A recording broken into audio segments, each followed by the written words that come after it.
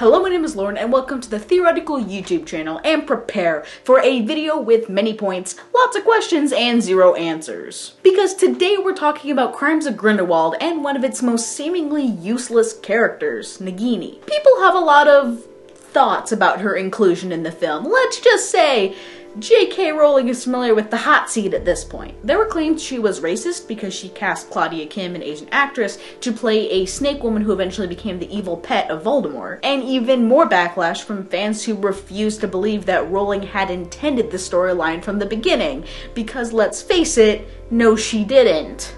But besides all this external drama outside the movie, there are some amazing implications about Nagini's story in the wizarding world. So let's get the intro out of the way and dive right in.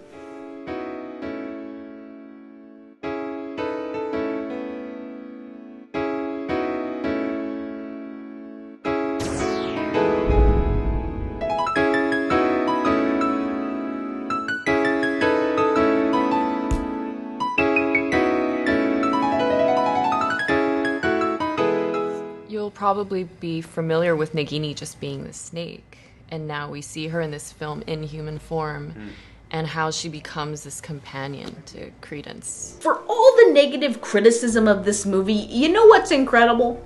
Crimes of Grindelwald got me to think about snakes. Oh, have I not addressed my crippling phobia of snakes on this channel yet? Well, here's some backstory. I am beyond afraid of snakes. I can't look at them, I can't be in the same room with one, I can hardly have a conversation about them. I cry when I find a garter snake in my backyard. I once fell off a couch and ran out of the room when I found out that someone had an emotional support python in my dorm building. I don't hike, I don't go to pet stores, I don't like the zoo. My grandfather once left me crying outside the reptile house while my entire family went to go look at turtles and stuff. I am deathly afraid of snakes, end of story. And Harry Potter has a lot of snakes. For instance, the Chamber of Secrets. Honestly, if I was sorted into Slytherin, I would die. I am 100% serious. If I were sorted into Slytherin, I would give up Hogwarts, and not because of the negative stigma towards the house, but because I could not put on the robes without freaking out. No offense to Slytherins, I just couldn't do it. My fear of snakes is so bad that I will never watch the entire Harry Potter series. You know that one scene in Deathly Hallows with Nagini and Bathilda Bagshot? I skip it every time, and in the theater I covered my ears and cried into my grandmother's shoulder. And Crimes of Grindelwald was no exception. When that final trailer first dropped, my roommate can tell you, I almost threw my computer across the room in terror when Nagini first transformed. I actually debated whether or not I wanted to see the movie because of her character. I just didn't think I could handle it. I did end up seeing the movie, and I brought a jacket to cover my head and plug my ears whenever she came on screen. Kinda like this. You know, I'm pretty sure the old man next to me thought I was insane. But you know what? Nagini was one of the most interesting inclusions in the movie. Before Crimes of Grindelwald, we only knew her as Voldemort's henchwoman. She ate people and had her head chopped off. But now, we know she was a woman. Why does that matter? Honestly, I don't really care. I kind of prefer it when she doesn't transform into my worst nightmares. But that's kind of a me problem. What I actually find amazingly interesting is that she doesn't side with Grindelwald. In fact, she begs Credence not to join him. He knows who I am. He knows what you were born, not who you are. This is the same character who killed Snape, right? But Nagini's entire motivation in this film is her fear of purebloods. Here's a quote. They're purebloods. They kill the likes of us for sport. So how in the world did she end up working for Voldemort, the guy who literally once set a giant snake on his school to kill mudbloods for the sake of pureblood purity? Pureblood purity. Pureblood purity. That's fun to say. Nagini wasn't evil in this movie. She didn't even believe in Grindelwald's cause.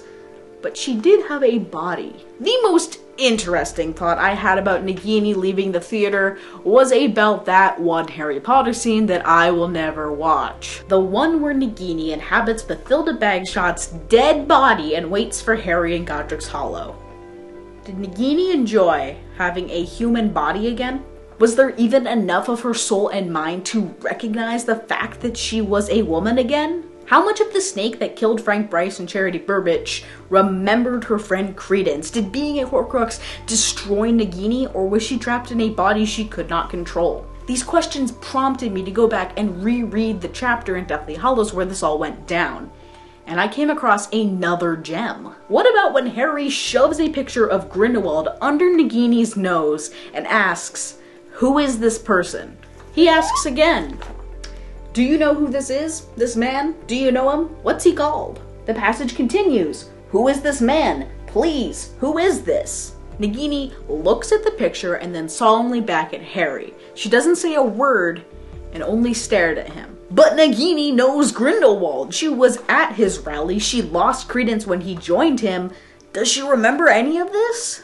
Personally, I think she does, because while her mind is broken and animalistic and controlled by Voldemort, it's still hers. Nagini isn't just a puppet. That's not how Horcruxes work. In fact, there's a larger chunk of Voldemort's soul in Harry than Nagini. She was made into a Horcrux after Voldemort had already died. Therefore, Harry's half of Voldemort's soul was bigger than hers. And yep, later in that scene in Deathly Hallows, we hear Nagini speak. "You are Potter?" she whispered. It's actually a couple paragraphs later when we first hear Voldemort's command, "Hold him," and that's when she leaves Bathilda's body to attack Harry. She whispers again, "Yes, hold you, while she squeezes Harry to death, and I need a break.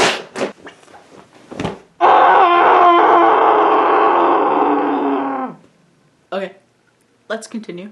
Nagini has to ask if Harry is really Potter. If she was totally being possessed by Voldemort, he wouldn't need to clarify, he would have recognized him immediately. But Nagini has some sort of consciousness, if not agency. Her mind is intact, she's just taking orders. So does she remember being a woman? Does she remember Grindelwald? I'm inclined to say yes, because after all, she remembered her own name.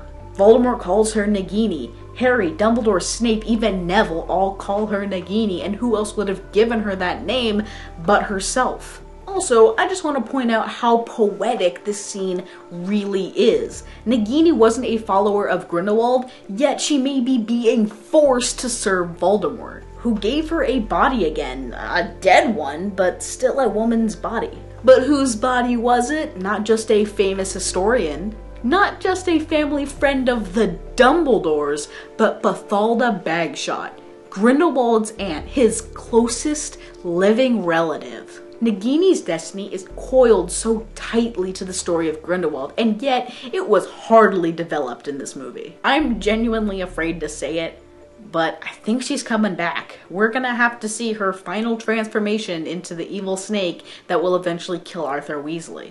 I don't know, that Deathly Hallows scene seems too perfect. I mean, Harry asks her if she recognizes Grindelwald 6 times. And that's not important until over a decade after the book was published in 2018. So maybe J.K. Rowling was planning this reveal all along. Maybe she knew Nagini's true identity from the very beginning. Nah.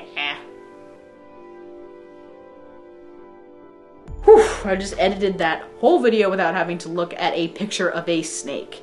I don't know if you were expecting one, but nope. My dad bought me these Harry Potter pillowcases one time. They had the Hogwarts crest on them. So when I was trying to fall asleep every night, I had to stare into the eyes of the Slytherin symbol while it tore my soul into itty bitty pieces.